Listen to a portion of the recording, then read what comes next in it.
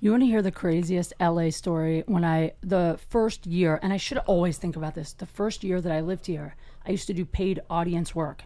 I don't know if people even know, like a lot of shows, you know, you go like Chelsea Lately when it first came out, you would sit in the audience. They'd give you like $100 if you were decent looking to sit down in the front so you're on camera. And I would do that for extra cash. So one day I'm doing Craig Ferguson. It was $75. You're there 2 hours. I'm waiting in line to go in. There's a guy behind me and he looks so familiar. And I was like, hey man, I feel like we've met. Do I know you? And he was like, oh, I get that a lot. And I was like, no, I'm pretty sure I know you. I'm like, how? I'm like, what do you do? And he's like, well, I used to be on a TV show. Do you ever watch soap operas? And I was like, I don't, but my mom watches them. And he was like, well, I was on General Hospital for like 3 seasons. He was a series regular on General Hospital. And then he's like, but then I got killed off and things have been tough. I haven't been getting work. And he was doing paid audience work. And I remember at the time thinking, shit.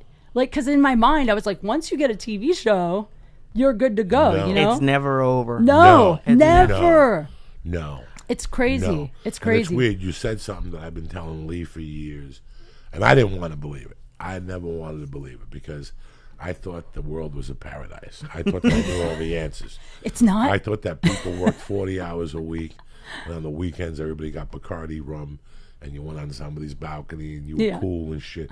But they don't tell you that Bacardi rum costs $25 a bottle, and there's 18 people there. Right? And you got to pay for 22 fucking bottles. Well, it's different if They you're don't a girl. fill in all this shit. No. So we're raised on this confusion.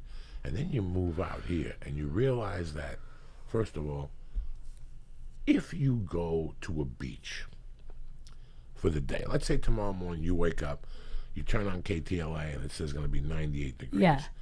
And you call your hot girlfriend and you go, well, let's go to Malibu, or Yep. let's go down to Hermosa Beach for the day. And you go down there and you get in your car, and at 12 o'clock you lay on the beach, you put your suntan lotion on, and you get a call from your manager agent that says you need to be at fucking Paramount at 1:30 for That happens all the and that time. happens all the time. So this is part of your fucking life that has driven me crazy for years, and this is what I tell people. You can't do nothing. You're so right. You really can't. You can't do nothing. You can't. Even when I take like one day, That day I feel that you're guilty. going to go to Disneyland with your kid, you know how many times I've been ready to leave with Mercy and Terry, and I'll get a voiceover audition or a theatrical audition the Yeah. day of, and you go to yourself, this is what I get for Yeah. leaving because I knew the rules. You know, that's how I got my SAG card. I never would have got my SAG No. card. I was at home, and my agent called. It was when Spike Fiersten's show was on the air. There was a show on Fox. It was Yeah, like I a late remember night. that. You Yeah, remember right. it? Yeah, my agent called and said, hey, they're shooting this sketch. You're perfect for it. If you can be there in 20 minutes, you got the job. And it was my first ever like union job. And if I hadn't been home ready, and not just home, not just home and available, makeup on. I mean, you basically have to be ready to run out the door and hop on camera. Sober. But sober. You can't go fucking drink at 2 in the afternoons at a bar No. because you never know when you. So I learned this by 2000. I was like, oh, this is a fucking nightmare. Like I used to go down to Hermosa Beach for pizza by the pier there, by Yeah. the Comedy Magic Club. Yeah. Up the corner. There used to be the best pizza you ever had. There were guys from Jersey. We would all meet at the Comedy Store every afternoon, a bunch of comics, and drive down there for pizza. You know how many times I was down there and I sat down and I get a call to go down to fucking Santa Monica to audition for a commercial? Yeah. So you cut it out of your life. You're right. It's a different commitment. I've been trying to take Sundays and chill. Like I've been trying to take Sundays off. But then like even today, my friend got a last minute Sunday audition. Like they were having callbacks today for, it's for a commercial, it was for a national commercial. And he got a last minute, like straight to the callback. I never hear of that happening on a Sunday, but it can happen anytime. A couple of weeks ago, I had to meet with Ben Stiller on a Sunday. Oh yeah, you said that. At 2 in the afternoon, because that's what they're doing now. This is not, listen, 30 years ago in this country, you could survive by working 5 days a week and taking off and letting your mind cure and whatever the fuck hand job you have in mind.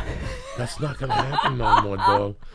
First of all, You these know me people so that- well. These people that take the weekends off and they gallivant on the week. And I see it. I've seen it with comedians. I've been doing that For lately. years. I remember one time a comic came to me who was doing phenomenally here. Phenomenally. And he was doing it by himself. He wrote a treatment and sold it to Fox by himself. Wow. I mean, this kid was on a roll. Yeah. He was at the store one night, and a big name saw him and started taking him on the road. And I'll never forget what this kid did. And I'll never forget this. He got married. Like on a Friday, out of town. But it was like a 2-week thing. The way you said that is And when he told me, you want to get married? You get married the day after Christmas when they ain't going to call you for a job. You're right. You're right. You better get married the day can't before leave. Thanksgiving. I haven't taken a vacation in 5 years. No, there's no fucking vacation. No What vacation. vacations? Vacation is when you go on the road. For comedy and you and jet you ski go on the day at noon. early. Yeah. You go on the day early. You do radio Thursday. And that Thursday afternoon before the one show, You're right. you go for your little toop-to-doop. You go to that restaurant everybody sends you. Because the rest of the night, you got 2 shows a night. And you ain't got time to be fucking around in the daytime. It's crazy. Because you have to be focused for those 2 fucking shows. You have to grind People are so paying hard. $22 to come see you. You're so right. And you want to go hang out with your buddies in suntan. Well, you're not going to be prepared for 2 shows. You can't even take break though when you're on the road during the day because you know what happens? I'll go out of town for a weekend and I'll come back and I'll have no spots that week unless I was making calls and shit while I was on the road. It's never ending. It never ends. And I think that's what happened is I hit this point recently where I'm like, fuck, I'm like grinding and grinding and grinding, but then suddenly you feel like you hit a plateau, and then it's like that's the moment when it's so hard. You're like, where do I push extra? What do I do extra? But I'm so exhausted. For you guys at home, I'm gonna be as honest as I can with you. I am a fucking spick. By rule, we're hard workers. We work, we break our back. I'm one of those people. I'm gonna tell you something right now, guys. Honestly. From October of 1993. I want you to look at your fucking calendars. From October of 93 to May of 2004. Oh no, to July of 2004. I was out 7 nights a week doing comedy. I'm going to tell you people that from the heart. I started comedy in 91. I thought it was like a fucking 1 a week type thing. Then I did like twice a week. When I went to New York, here I am in the fucking heart of comedy, and I'm doing 3 spots a week where you could do 20. Dude, you're right. Can I tell you something crazy? 11 years. I did not watch a TV show. I did not know what Saturday Night Live was. I did not know what anything was. That's how I am too, because I'm so busy. If you're a real comic, you don't know what anything is on TV. But then people give me shit because I don't know because then when you go out on auditions or you have meetings, like I'll go to networks and I'll have to research what's on the network on the way there because I have no idea. Years. I didn't know Joe Rogan was on. When I first met Joe Rogan and they were like, he's on news radio, I thought he did radio. I thought he did news radio. Yeah. I thought that he was on AM radio. Yeah. And then my girlfriend at the time goes, no, he's on a show on NBC.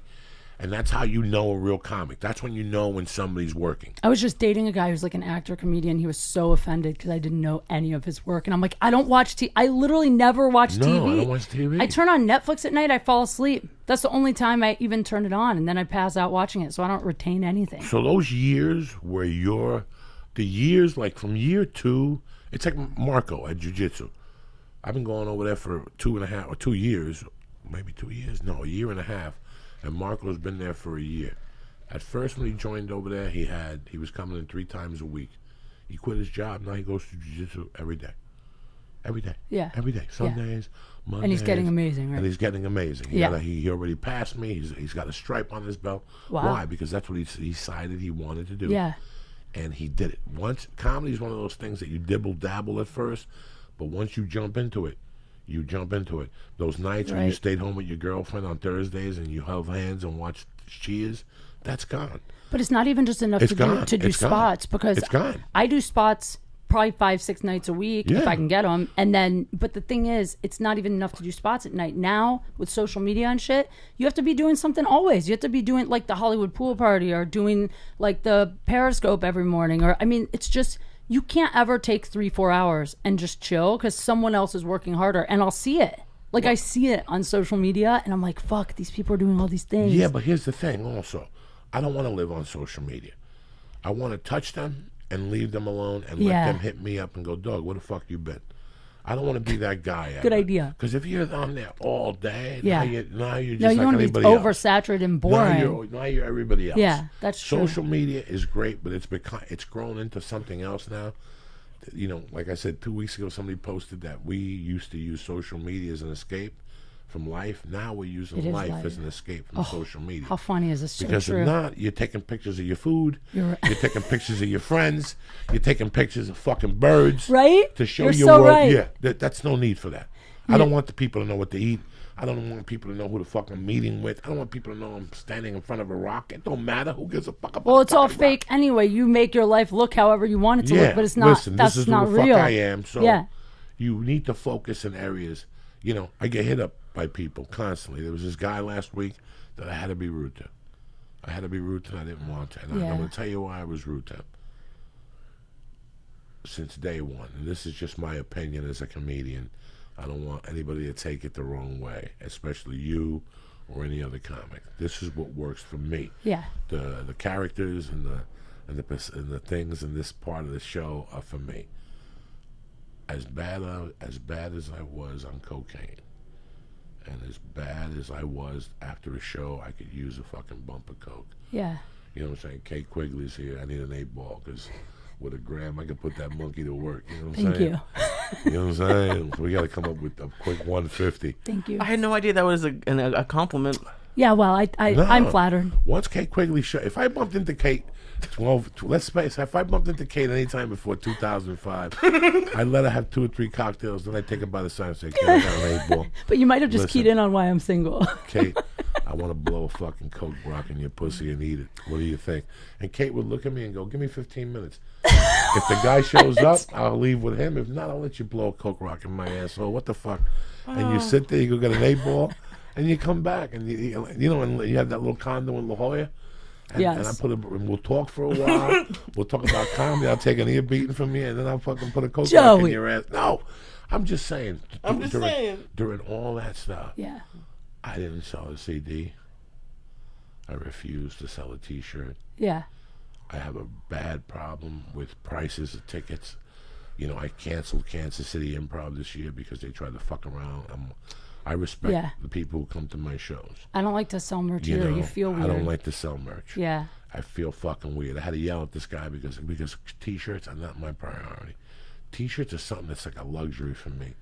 I wish I could buy them and just give them the fuck away. Because that's how much they irritate me, fucking selling that shit. But you have to do it today. If not, you're not part of the crew. I didn't sell merch for the money. I sold it because if not, people think there's something weird with you. Like, do you have any coffee cups? It's weird, though. Yeah, I don't like none of that though. shit. When I was on the road with Red Band, we did it the first 2 weeks, and then in Phoenix, I was like, I just feel, it makes you feel, it's weird to do the show and then stand there and shill stuff, so I just stopped doing it. I don't like none of that shit. I don't either, but you can I want you to shake my hand, let's take a picture, and underlay. I don't want to hear your ear beating. I don't want to take your ear beating. I don't want to do none of that shit. I don't want to see what size you are. I don't want to sign your fucking it's shirt. Awkward. I Take the square reader and run I want to do comedy, bro. Yeah. I want to do fucking comedy. Yeah. You're paying money to come see my comedy. Again, prices. People getting arguments with me constantly. Club owners, agents. I get calls all the time. Listen, Because you want to sell tickets for cheaper? 22 and 25. That's Yeah. what I'm fucking worth, okay?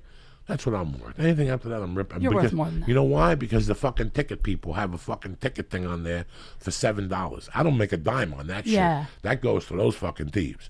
So, you get killed. I don't want people to go, Jesus Christ, Joey. You're right. It cost me $150 to come see you. Who the fuck do you think you are? You're right.